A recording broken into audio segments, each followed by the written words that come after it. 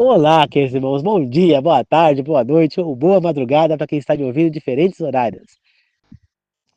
Que a graça do Senhor Jesus Cristo, o amor de Deus e a comunhão do Espírito Santo esteja com todos nós. Na meditação de hoje falaremos sobre: algum ser humano na face da terra pode dizer, eu estou salvo? Antes de começar, gostaria de pedir que vocês pausem o vídeo agora e curta ele agora. Por favor, pausem e curtam. E aqueles que não se inscreveram no canal ainda, aproveitem e já se inscrevem. Agora, já, pausem. Já fizeram? Eu agradeço. E não esqueça de compartilhar o vídeo quando acabar o vídeo, tá bom? É muito importante para o trabalho missionário ir adiante. Se o vídeo não tiver curtidas, compartilhamentos, visualizações e inscritos no canal, o YouTube não vai oferecer para as pessoas porque vai achar que o conteúdo não é bom. Você entendeu? E é preciso que ele ofereça para que esse canal vá adiante. É um trabalho missionário. Eu peço a colaboração de todos, é o canal de Deus, eu estou só administrando. Não é meu, tá certo? Então, desde já, eu agradeço, queridos irmãos. Tá bom? A compreensão de todos. Queridos irmãos, será que algum de nós poderemos dizer, estamos salvos? Claro que não, pois os que aceitam a Cristo e dizem em sua primeira confiança, estou salvo, estão em perigo de depositar confiança em si mesmos, perderem de vista a sua fraqueza e a necessidade constante do poder divino, não desapercebidos para as ciladas de Satanás. Nossa única confiança deve estar constante na desconfiança de nós mesmos e na confiança em Cristo. Queridos irmãos,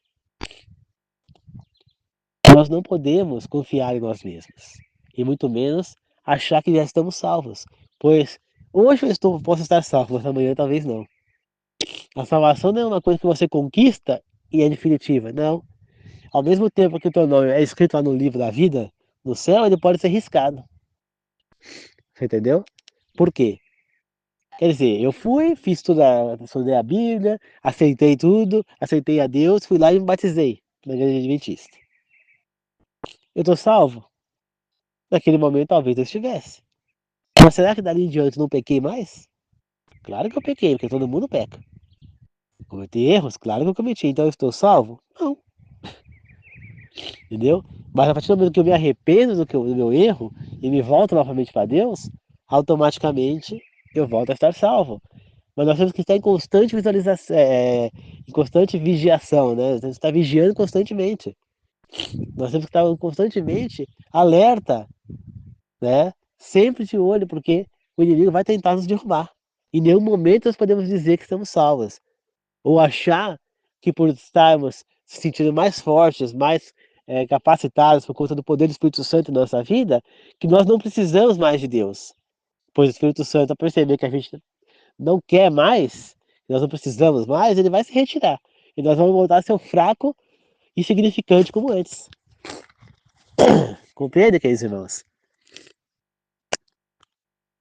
Então, nós precisamos entender que uma hora estamos salvos e outra hora não. Então, nós temos que continuar vigiando, continuar estudando a Bíblia, continuar dedicando tempo durante o dia para Deus, estudando e estando em contato, assistindo programas que nos façam nos voltar para Deus, nos relacionando com pessoas que têm relação com Deus. Você entendeu? Então é isso que nós devemos fazer. Estar salvo? De jeito nenhum, né? Porque se nós acharmos isso, o maior perigo que do homem está em enganar a si mesmo, em condescender com a presunção, separando-se assim de Deus, a fonte do seu poder. Ou seja, a fonte do nosso poder é Deus, né? E assim, nós vamos acabar nos separando dele se nós começarmos a confiar em nós mesmos. Nós não temos poder. Eu sou capacitado para dar aula? Não sou. Mas se Deus me capacitar, eu consigo. E eu posso falar para essa pé de manga também lá, dê manga sem não dar manga? Não. Mas com o poder da minha oração, eu posso conseguir fazer com que ele dê manga. Como, por exemplo, eu consegui que ele desse uma manga. Ele nunca deu. Esse pé aqui tem mais de 30 anos, nunca deu uma manga sequer. Eu orei para Deus, ele tá com uma manga pendurada lá. Vamos ver se ela vai pra frente. Ela é bem grandinha já. Eu acho que vai dar pra gente comer essa manga, né? Então, por quê? Porque nós temos o poder da ação. Jesus Cristo disse: se nós tivermos força e confiarmos em Deus e tivermos realmente confiança na fé e acreditarmos de verdade, a gente pode falar para a montanha, sai dali e vai para o outro lado e ela vai. Assim ele disse, né? Você vê Pedro, por exemplo, quando ele viu Cristo andando sobre as águas, ele falou: deixa eu ir até o Senhor para acreditar que é o Senhor que está vindo. Jesus falou para ele: venha, Pedro. E ele começou a andar sobre as águas, ele acreditou que ele podia. Só que do momento em diante, de repente, ele deixou de acreditar. O que aconteceu? Ele afundou. E esse é um exemplo claro que acontece com nós seres humanos. Nós estamos acreditando em Deus, confiando em Deus. Mas a partir do momento que a gente duvida, ou que a gente deixa de acreditar, em alguns instantes é o suficiente para a gente cair em pecado e perder a nossa salvação. Por isso a gente tem que estar alerta e se preparando dia após dia, sempre, né? Porque mesmo que eu caia em pecado hoje, hoje mesmo eu me arrependo, hoje mesmo eu volto novamente para Deus e novamente eu estou salvo. Entendeu? Não é fácil certos pecados. Todo mundo tem pecado, todo mundo tem um tipo de vício que é difícil superar. Compreende, queridos irmãos? Então nós precisamos estar sempre prontos para que na hora da volta de Cristo sejam preparados, porque o Senhor virá muito logo, muito em breve. Estamos nos limitar das cenas da calamidade. Não precisamos dizer logo onde chegar os perigos nos últimos dias, visto que já haverem chegado, precisamos agora da espada da palavra do Senhor. Como que é a espada? Já estudamos? É a Bíblia, é as Escrituras Sagradas. Para estipar pela raiz as concupiscências da carne, os apetites e as paixões precisam sofrer uma mudança e os que se entregam aos pensamentos dissolutos, os pensamentos devem concentrar-se em Deus. Então, só o nosso pensamento já nos faz cair em pecado. Então, chegando a uma conclusão, não existe ninguém que está salvo nesse mundo. Nós estamos pré-salvos, alguns. Outros estão perdidos, né? Os pré-salvos têm que ajudar os perdidos. Mas pré-salvo não significa salvo, porque o pré-salvo está salvo hoje. Mas amanhã não. Ele está no momento escrito no livro da vida. Porém, daqui a um momento eu posso não estar mais, né? Então, Deus é pai, não é padrasto. Tá certo? Ele não vai nos trair, ele não vai deixar de cumprir tudo que ele prometeu pra gente. Tá certo? Então nós precisamos estar preparados, porque Cristo vai voltar. Ele vai vir e vai buscar os salvos. E nós temos que estar salvos quando ele chegar. Ou nós não aguentaremos da sua força e morreremos. E só seremos ressuscitados quando ele vir a terceira vez para nos jogar no lago de fogo e enxofre. Portanto, nós devemos nos preparar antes que a segunda besta venha. Porque a hora que ela vir, ela vai jogar a marca dela nas pessoas. Aqueles que aceitarem a marca da besta estarão perdidos para sempre. Então, é o momento da gente estudar a Bíblia, da gente saber o que vai acontecer, da gente estar preparados, porque a hora que a segunda besta surgir, nós não podemos dizer: não, você não faz parte de Deus. Nós não queremos você, não queremos a sua marca. Entendeu? Porque nós vamos saber, através dos sinais, que aquela é a besta que não é nada vindo de Deus. Agora, aquelas pessoas que não estudam, que não sabem, elas serão facilmente enganadas. Porque ele fará sinais, ele fará desse fogo do céu, fará muitos sinais pensando ser Cristo. Até mortos poderão surgir na nossa vida, na nossa frente. Que deve ser meus avós que já morreram, os quatro. Eu posso ver algum deles, ou os quatro, vivos passando por mim. Eles ressuscitaram? São eles? Não. São demônios transfigurados neles. Pois os mortos só ressuscitarão depois que Cristo descer no céu, através de uma luz que ele vai descer do céu, numa nuvem. E isso Satanás não pode fazer igual. Portanto, se você não vê Cristo descendo do céu, não acredite em nenhum morto que apareça para você, falando que ressuscitou. Tudo isso está na Bíblia. Se nós não estudarmos a Bíblia, nós não vamos saber e vamos ser enganados. Aí você vai usar a marca da besta sem saber, tá? Ainda mais essa, sem saber e vai se perder. Então, a pessoa que teve salvo a vida inteira, mas na reta final derrapou, perdeu a salvação. Então, ninguém está salvo, nós estamos pré-salvos. Alguns, outros estão perdidos. E nós precisamos se manter pré-salvos e trazer outras pessoas para ficarem pré-salvos, porque só estaremos definitivamente salvos quando a porta da graça se fechar. Aí, se nós estamos salvos, não tem como não ficar mais salvo. Mas a partir do momento que a porta da graça estiver aberta, nós ainda poderemos nos perder. Por isso, temos que estar vigilante, sob alerta, sempre de olho, sempre reforçando nossa fé em Deus e confiando única e exclusivamente no poder de Deus, do Espírito Santo de Jesus Cristo. Não em nós, porque nós somos fracos, insignificantes, imundos, abomináveis. Né? É como se a gente fosse um câncer no meio da natureza. Mas Deus é a cura para o nosso câncer. Entendeu? Para esse câncer. Ele vai transformar essa célula cancerígena, podemos dizer, em uma célula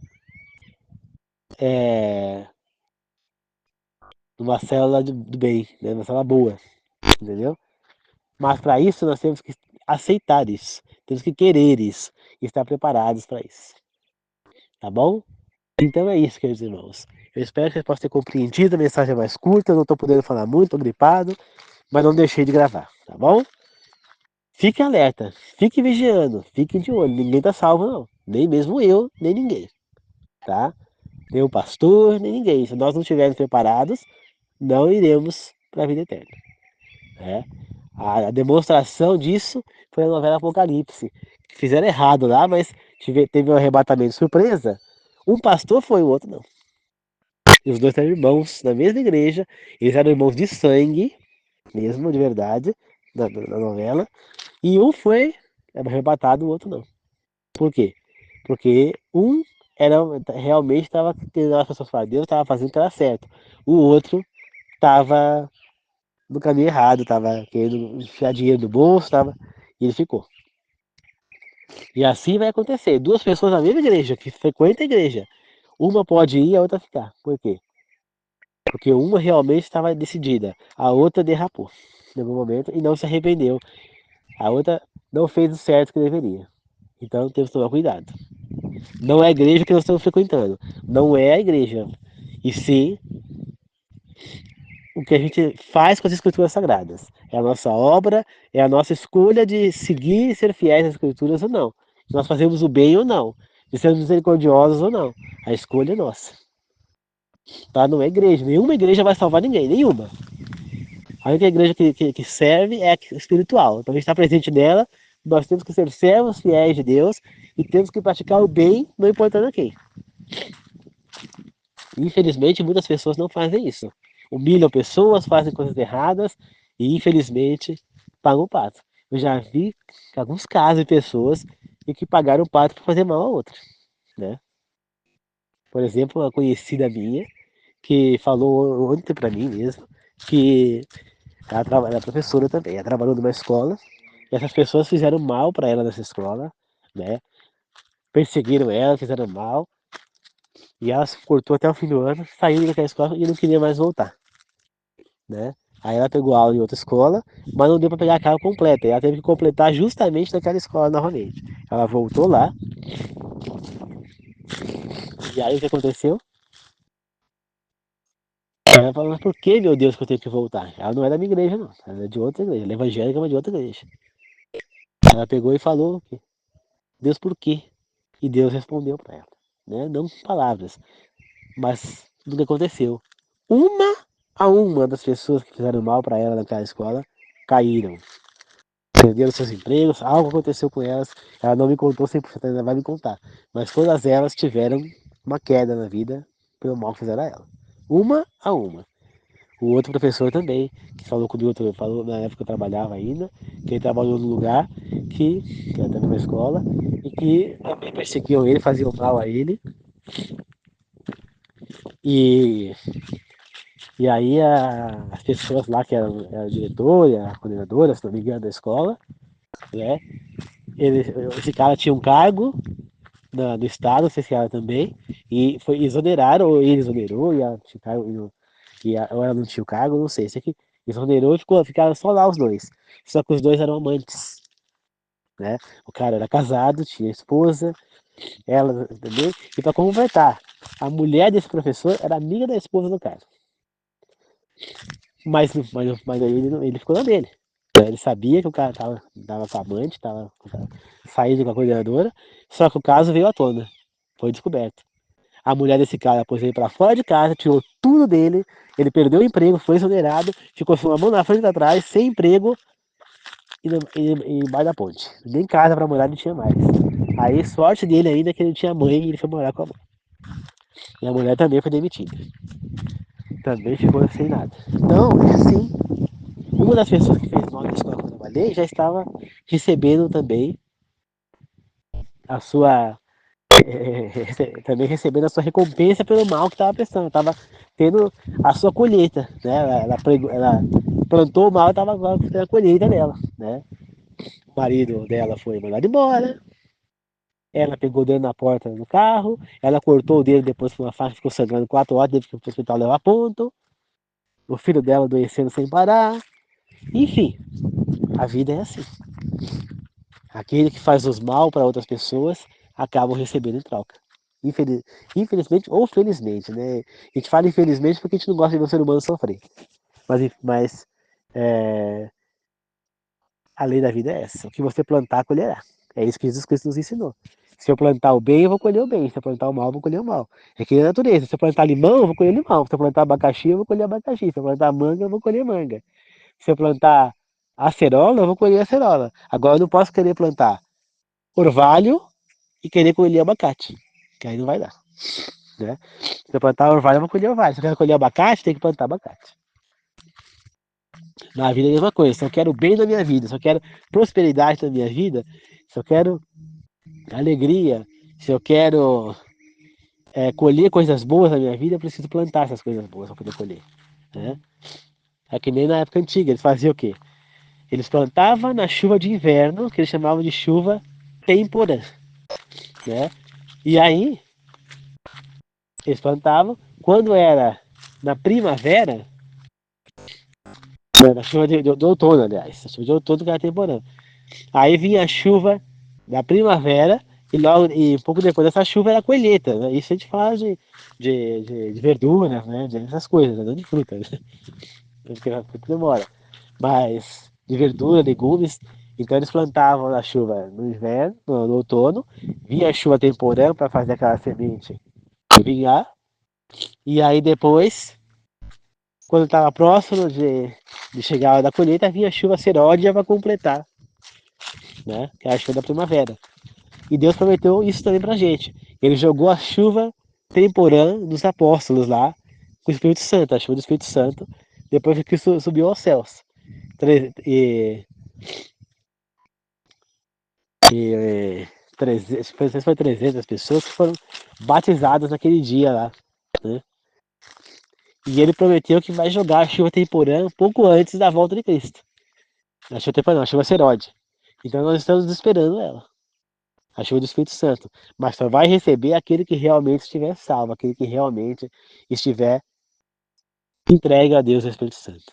Então nós precisamos estar entregue, fazer o bem, não importando a quem. Tá certo? E pior, aquele que faz mal a um verdadeiro servo de Deus, esse tem a punição dobrada. Tá?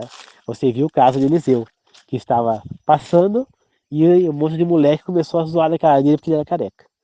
Veio uma loba no meio do mato e matou a metade daqueles moleques. Lá pelo menos uns 3 ou 4 morreram. Por quê? Porque zombaram do profeta de Deus. Quem zomba ou faz mal a uma pessoa que realmente é um servo de Deus, paga triplicado.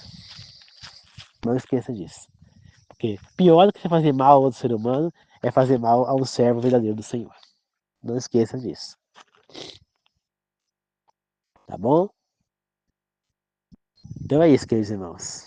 E lembre-se de uma coisa: não é porque você está prosperando na vida que você está no caminho certo. Tá? Muitas vezes, as bênçãos que estão na sua vida vêm de outra pessoa. Olha o caso, por exemplo, lá do general egípcio da época de José. Né? O nome dele era Potifar. Né? Ele estava prosperando, a vida dele estava de vento em polpa, mas não porque ele estava fazendo as coisas certas, mas porque o servo dele, o escravo dele, que era José, estava fazendo o que era certo, era um servo de Deus. Então, através de José, ele estava sendo abençoado, né? Mesma coisa foi Labão. Através de Jacó, ele estava sendo abençoado, estava prosperando. Até que ele fez o quê? Ele começou a querer enganar Jacó. Aí Deus fez o quê? Parou de abençoar Labão e abençoou apenas Jacó. Por quê? Porque ele tentou fazer mal ao servo de Deus. Então Deus fez com que Jacó prosperasse e Labão não. Né? Então é assim, queridos irmãos. Nós temos que entender que Deus, ele está vendo todo o mal que está sendo feito. Então, quando você faz mal a um verdadeiro servo do Senhor, você é penalizado. Agora, se você trata bem o servo do Senhor, através desse servo do Senhor, você acaba sendo abençoado. Né? Então, muitas vezes as pessoas falam, ah, não, eu acredito em Deus, eu falo que é certo, que Deus está me abençoando, está me dando força. Mas será que não é através de outra pessoa que está perto de você, que está junto de você, que ele está te abençoando? Não pelo seu esforço, mas pelo esforço da pessoa que está perto de você? Pense nisso, tá bom? E vamos estar salvos. Temos que fazer o que é certo para estar salvos, tá bom? Que a graça do Senhor Jesus Cristo, o amor de Deus, o comunhão do Espírito Santo seja com todos nós. Que assim seja. Amém. Falou, queridos irmãos. Até mais.